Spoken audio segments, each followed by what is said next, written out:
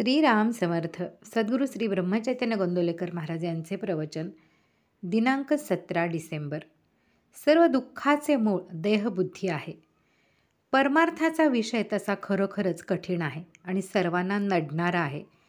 ज्याला हा विषय जाणून घ्यायचा असेल त्याला मी कोण हे जाणण्यापेक्षा मी कोण नव्हे हे जाणणे महत्त्वाचे आहे. एखाद्या पाऊल वाटेने जात असताना ती वाट चुकलो आणि आपण भलत्या मार्गाला लागलो तर त्या पुढला सर्व व्यवहार चुकत जाणार. एखादे गणित सोडवताना एखाद्या आकड्याची चूक झाली की त्या पुढले सर्व गणित चुकत जाते. किंवा एखाद्या रोगाचे निदान बरोबर झाले नाही तर मग त्या रोगावर केलेली औषध योजना फुकट जाते.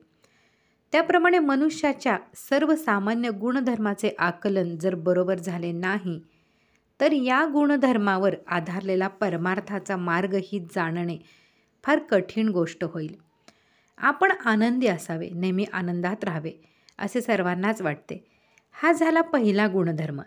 या आनंदात चिरंतन असावे, निदान आनंदाच्या अपेक्षेत तरी चिरंतन राहावे असेही आपल्याला वाटते. खरे म्हणजे मरण कुणालाच आवडत नाही.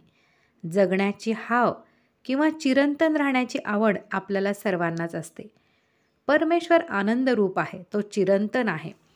आपल्या ठिकाणी तो अंश रूपाने असल्याने आपल्यालाही तसे राहणे साहजिकच आवडते. पण आपली मुळात वाट चुकली आणि म्हणून त्या पुढले सर्व व्यवहारही चुकत गेले.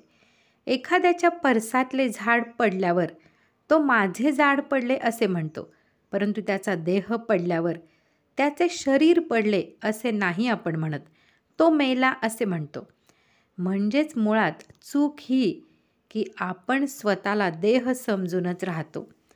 देह माझाच समजून त्याच्यावर प्रेम करतो, ही पहिली चूक.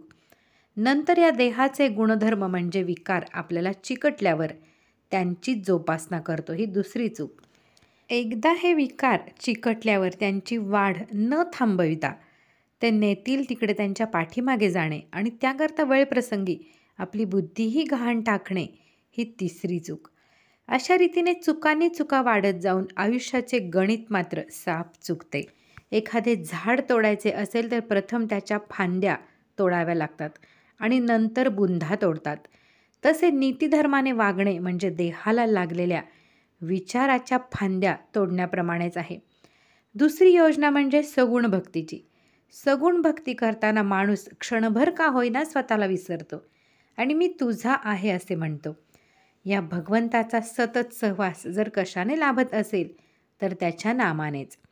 या नामाच्या सहवासात राहिल्याने देहावरचे प्रेम आपोआप नष्ट होईल आणि मग देहाने मांडलेल्या प्रपंचावरचेही प्रेम कमी होईल. पुढे त्याला सर्वत्र परमेश्वरच दिसेल. तेव्हा आत्तापासून मी राहीन तर नामातच राहीन असा निश्चय करा. मला खात्री आहे राम तुमच्यावर कृपा करील. आजचे बोधवचन.